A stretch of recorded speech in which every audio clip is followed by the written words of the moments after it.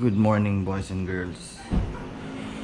Welcome back to another POV drive video ng rental car, the 2020 Vios.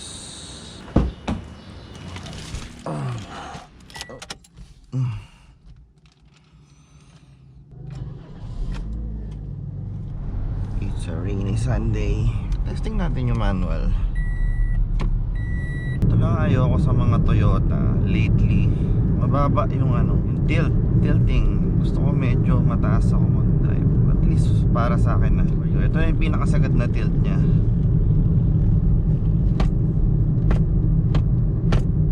Yan.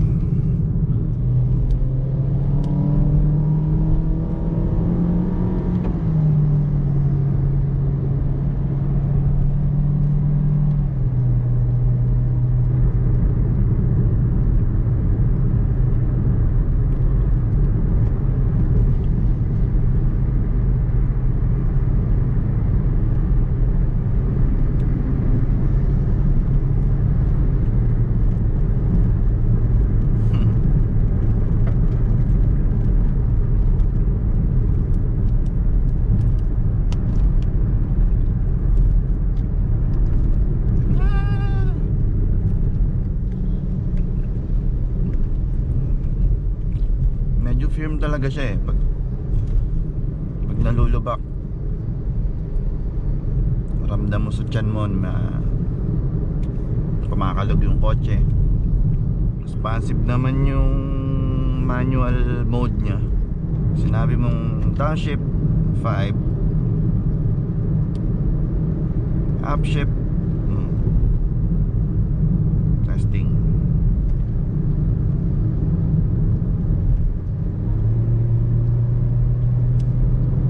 Upshift 4, 5. Responsive naman.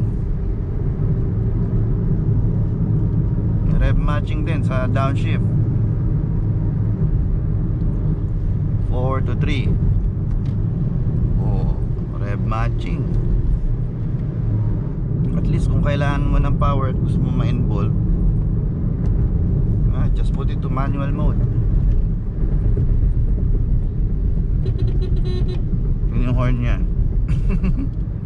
Ganda rin na induction noise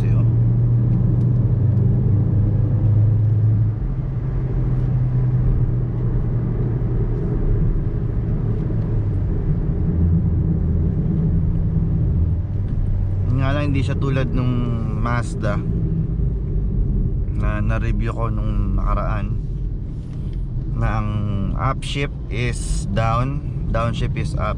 Baliktad siya. Upshift nito is up talaga, which is the right thing, up. Upshift, down, downshift.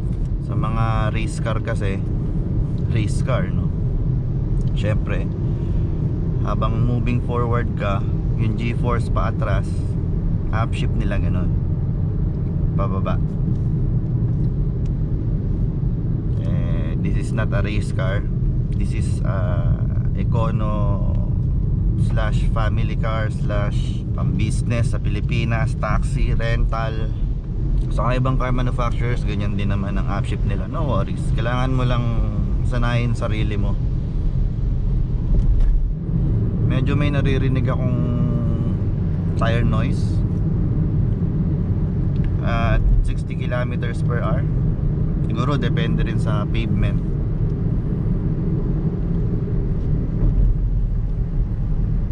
Tumahimik. Downshift.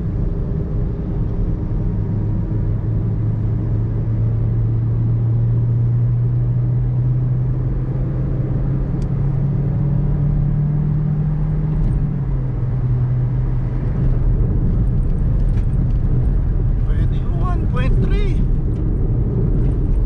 And it feels fast. Pag 100 na, parang bilis dumating ng mga bagay-bagay. Siguro kasi medyo hindi ko alam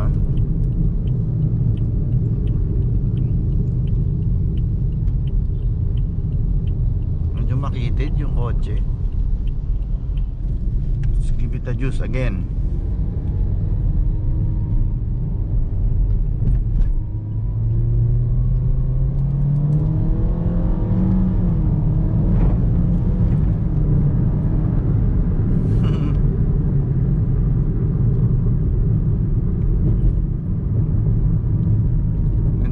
traction sound. Okay, body roll check.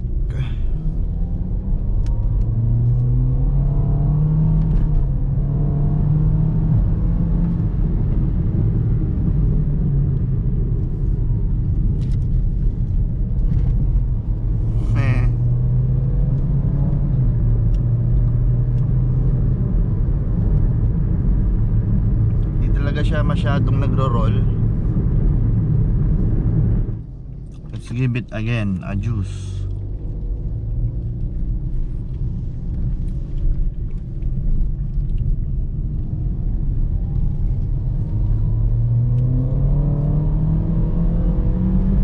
Second gear, third gear.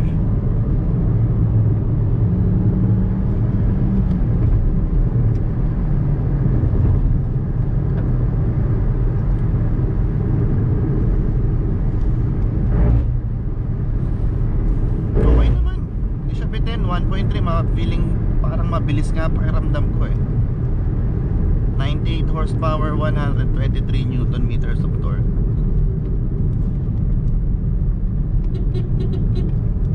Daming motor. Ano to? Angkas. Hindi, oo nga. I mean, bakit sila ano?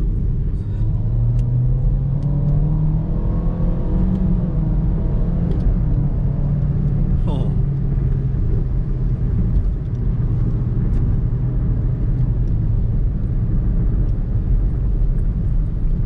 Parang hindi nga siya 98 horsepower, 123 newton meters lang.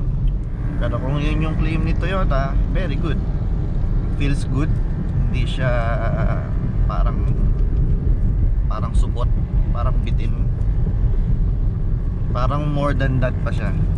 98 horsepower, 123 newton meters of torque. Seating position, at least for me, okay naman.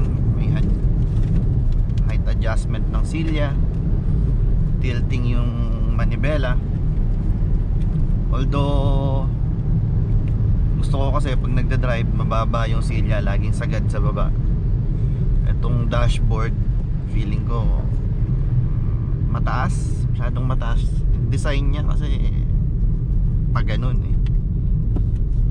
So okay lang, nasanay na rin ako, at least for one day nasanay na ako sa kanya. Aircon malamig kahit number 1 lang.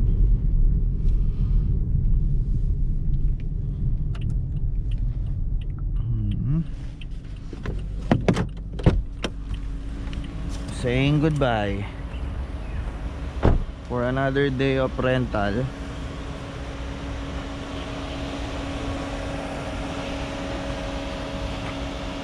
Yeah, cute.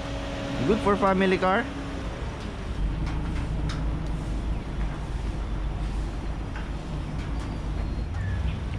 At yan ang 1.3 Vios E. It looks good. It drives okay for a Kona car, pwedeng family car, first family car. Ito, gaya nito, rental car. Anyway, thank you for watching. Kung gusto nyo pa makapanood ng iba pang car reviews ko, just click this playlist. If you enjoy this video, pindutin mo lang itong mukha na to, pindutin mo. And you can subscribe to my channel para updated ka sa mga videos na ina-upload ko. And bye bye.